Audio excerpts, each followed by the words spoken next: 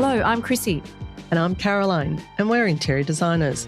More and more people are asking us about what we do and how we do it. Which brings us to our new design adventure, the Design Duet. Join us as we discuss the ins and outs and the ups and downs of interior design. Hello, Caroline. Hi, Chrissy. How are you? I'm good. How are you feeling today? Very well, thank you. Here we are with another podcast for the Design Duet. I know, it's so exciting. This is our first one for the year. I know. Let's get on to it. We're going to talk about lighting trends for 2025 and all things lighting, really. Yeah, fabulous. It's exciting to consider lighting given how much we both love it. So I just wanted to say, look, we just can't tell our listeners how much we enjoy lighting. It's one of our absolute favourite things to specify and to explore. And it has just changed so much over the years, hasn't it? True. Lighting has evolved dramatically. If we think back to our own childhoods, decorative lighting wasn't really a thing, at least not in the way it is today. We interviewed a lighting specialist called Danielle, and she brought up a term called human-centric lighting, in fact. And that just blew my mind. But what does it mean, Chrissy? Well, it makes so much sense. It means that the way our lighting has changed is we have made it about supporting our well-being. So thinking about where lights should be in a space to support our well-being. Oh, that's so nice, isn't it? And we'll go into that. Yeah, great. So thinking back to how lighting was, our parents had very limited options. They might have had like a small chandelier in the dining room or a frosted glass dome in the hallway.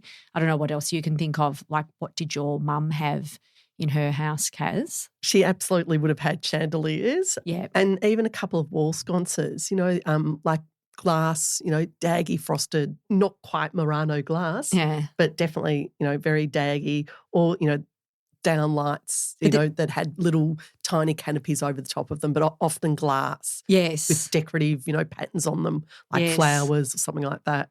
And they were never in the right spot. You might have had just one in the middle of the room. Absolutely. So true. So they just sort of got it all wrong. They sure did. But now the world is your oyster, isn't it? Oh, so is. Because pendant lighting and statement pieces and layered lighting have completely transformed the way we design and experience our spaces. And in this episode, we've decided that we're going to concentrate on three particular things we're going to dive into. One being just how much lighting has changed and evolved over the decades. Mm-hmm. Two, what's shaping the biggest lighting trends for 2025.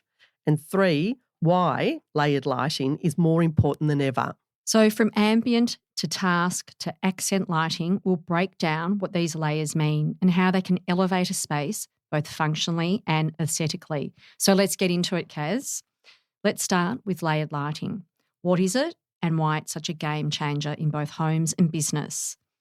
So layered lighting, it's all about combining different types of lighting to create the right balance for a space. It's basically about balance. So you might have soft lighting, you might have functional lighting, and this all in one space creates a balance. Mm-hmm. So it's no longer just recessed down lights. In fact, we are seeing fewer of this and more of a shift towards pendants, wall sconces, wall lights, or lamps. And thank God, because I don't want my space in my home to feel like a dentist's surgery. Or an airport. As we discussed in a previous episode. So true. We've seen a rise in statement lighting in interiors, which is fantastic. Homeowners are really treating themselves in lighting and having perhaps their hero piece instead of a piece of art, which often is your hero piece or your beautiful new rug. Lighting seems to be the number one key thing in a room. Mm. I must say, and I said this in our previous podcast with Danielle from Lights, I explained to her that often people who look at my website, who are wanting to engage my services or our services to do some work for them, that's their number one thing that they talk to me about. Right. Often it's what they've seen in a room. It's often the lights. Well, it does give joy to see a beautiful architectural pendant hanging down, doesn't it? Absolutely. And it makes sense. Like we're talking about, the ambience of a room, the mood of a room, having a light sitting there that actually is beautiful, to give the mood of the room. And it makes the room feel so much nicer. And Especially if it's on a dimmer, Kaz. Yeah, absolutely. Always. Everything needs to be on dimmers. Everything needs to be on dimmers. Just thinking about pendants that are growing in popularity, we're seeing a lot more sculptural pendants. True. Handmade and artisan lighting. Absolutely.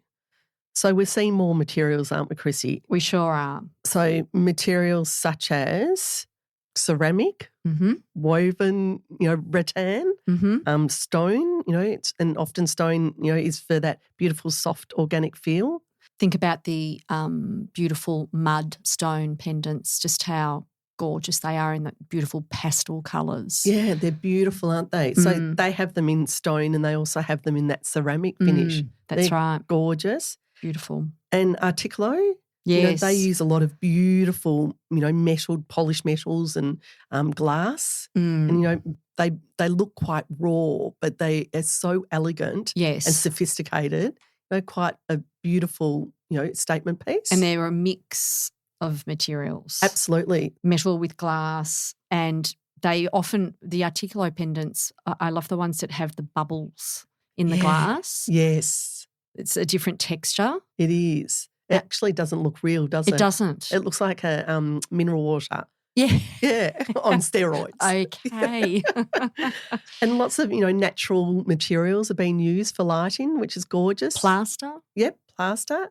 Absolutely. There's a lot of that, which is beautiful and soft as well, isn't it? Absolutely. Organic almost. Yeah, gorgeous. Yeah. And, things like, I've noticed a lot of, like even hessian and fabrics, so they can be see-through, which I think's nice. I've seen a lot more drum lighting again. Yeah, okay, coming back in, do you think? Yeah, well, it always does, doesn't it? It goes around. Absolutely. But, there's a lot more artisan materials work being done with pendants, just incredible, unique, one-off pendants, for instance, and more sconces. And I think that people aren't afraid to do that. No. Which is fantastic for us, because we get to create more, don't we? Well, and it just gives the space more personality too. Exactly. At the same time, Kaz, natural lighting now plays a huge role in the modern Australian home.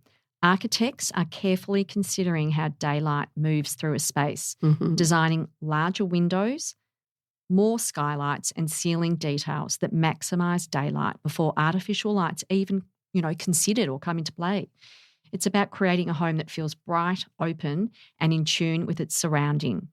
For instance, my husband and I have been looking to downsize, and we've been looking at the real estate market, and recently we went into a property where their use of skylights was extraordinary. People were gasping. Right. Because it was how it made you feel. The natural light coming in was so incredible, and it just glowed up each room. But in the kitchen, the entire ceiling in the kitchen, which was an island and then a back wall, that entire space was a skylight that was kind of recessed into the ceiling, and then across the skylight on the bricks that hang down from the skylight was this beam, like a beam of light.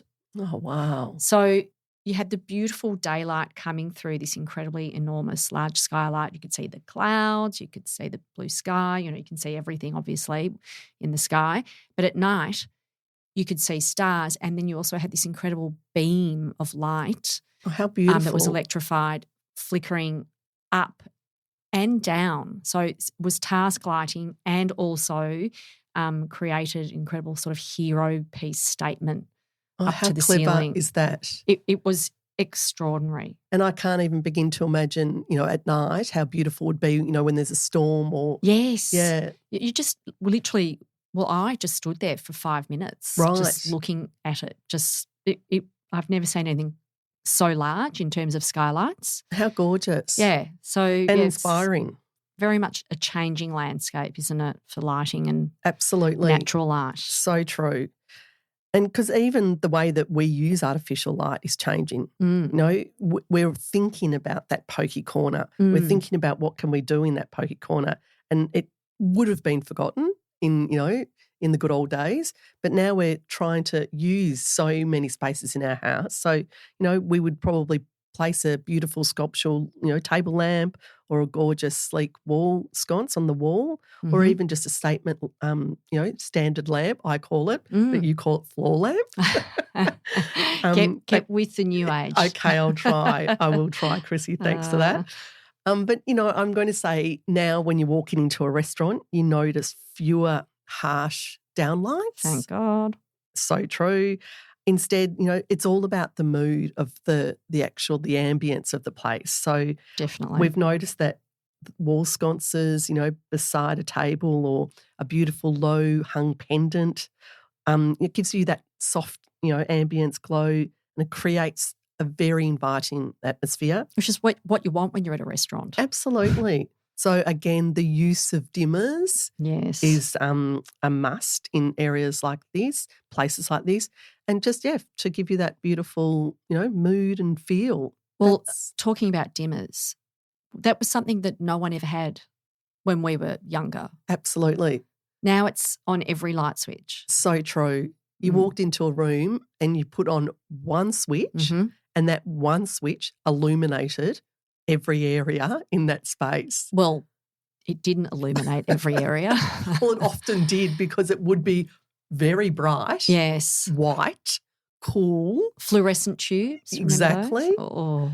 And that's what you had. And you had in the middle of a room, in the centre, often a bulb, a hanging pendant, if you like. Yeah. And it would be very cold, and it would illuminate that space. And, perhaps not even the ceiling. It would all, come illuminated downwards and around, but perhaps not onto the ceiling. So it would be that one switch. So now we've noticed the trend is on your switch pad, there often is switches that you actually can use the dimmer by just pressing it, or there still is that little dial. Knob, that you can use as well. Yeah, or, people have got, their iPads now with their lighting on it, and they just have to move their finger right or left to dim or glow up, don't they? So, and I love that idea of, even before you arrive to your house. Yes. You can have it on a timer, but you can also do it, just as you're entering your home, once you, get to the garage and open the garage door or open the gates, whatever it may be, your lighting comes on. Rather than having the floodlight come on the garage door. My gosh. On the roof of the garage. Well, I loved how Danielle from Lights talked about that in her podcast, how, that was one of the things that, would always come to a head when she was doing her design work. Yes. That people would have that one big massive light. Floodlight. Out the front of their garage. Everyone's going to drive around now and notice everyone's floodlight on their garage.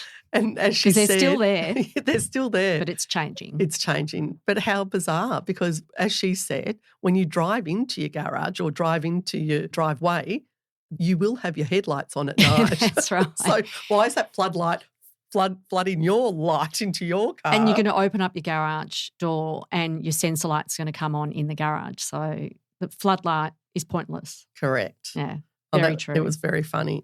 So going back to the 3 topics that we have been talking about today, how lighting has changed is 1, trends is 2, and layered lighting is 3, we can't not discuss task lighting because it is important. It isn't disappearing. It's just changing. We still very much need it in kitchens, laundries and studies because you need strong functional lighting in these areas. But what we're saying is it's about using the right light for the right application, which is going to be more human-centric, which supports your well-being. Yeah. That's where we're heading in 2025. I love that. Lighting isn't just practical, Kaz. It sets the mood, it defines personality, and ultimately transforms how a space feels. So true. So let's talk a little bit more about task lighting, Chrissy, because that has also advanced with track lighting and directional illumination that adds depth and warmth and flexibility to a space. Recessed downlights have evolved with people switching to LED bulbs, which are more sustainable, dimmable, and often a stunning warm tone, which is so much nicer than our white. Oh, so much. Not so clinical. Not so clinical. Many downlights are being replaced by sleek, surface-mounted designs, often arranged in pairs or in clusters with tubular fixtures that add more of an architectural feel and more, detail and a lot more interest. Definitely. Wall lighting continues to grow in popularity, both indoors and out.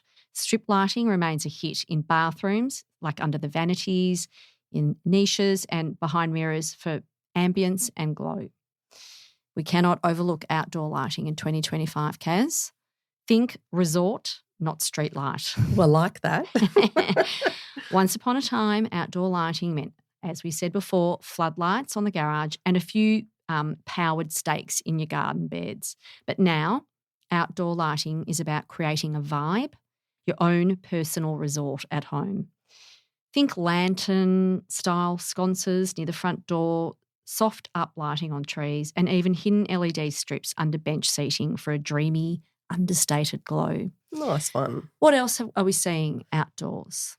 I can say this, but it's more about transforming the actual exterior of your home because, often your home on the exterior is as beautiful as it is on the interior. Well, we're spending more time outside and we're having indoor-outdoor living. Without a doubt. More often. So I'm finding a lot more people will put, a little bit more time into selecting outdoor for lighting. Outdoor. And I love that. And, and now, again, the world is your oyster because there's so much more on offer. Yes. So having, a driveway, for example, with strip lighting along it, I think that just looks fantastic. It actually, will illuminate, that area. But it also highlights a bit more of the house. Yes.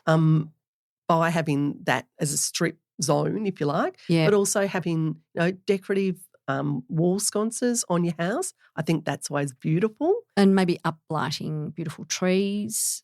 People are spending big bucks on landscaping. Yeah. They want to highlight their feature trees and absolutely incredible plants that they're spending a lot of money on. Yeah, definitely. But also, using it as task lighting, so where there is a step, highlighting that. But that's so much more attractive. Yes. And like you're saying, your trees, your flowers, that's your right. pond. Safety as well. Absolutely.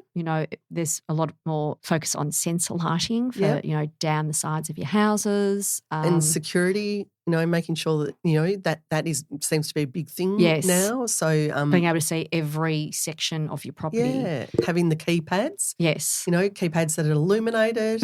So I just noticed there is, without a doubt, a big change in outdoor exterior lights, not to mention, your al fresco dining areas. Definitely. So at the end of the day, lighting isn't just about function. It's about mood, character and atmosphere. The right lighting can completely transform how a space feels, and that's why we love designing with it. We cannot finish without a myth, Kaz. Of course. Go for it, Chrissy. Okay. You should use cool white bulbs in your living area for the best lighting. What do you think? Absolutely not. Too bright. Definitely. Absolutely too bright. So, I definitely would be talking about using warmer whites. Just, again, to create that beautiful, cosy, inviting feel. It changes the atmosphere.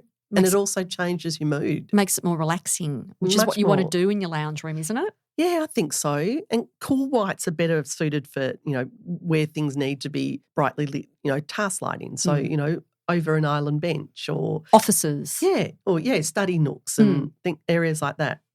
Definitely. Well, that was a great topic to discuss, and it won't be the last time we talk about lighting. It won't be. But for now, thank you for listening, and we'll see you next time. Great. Thanks, Chrissy. Thanks, Kaz. Bye. Bye.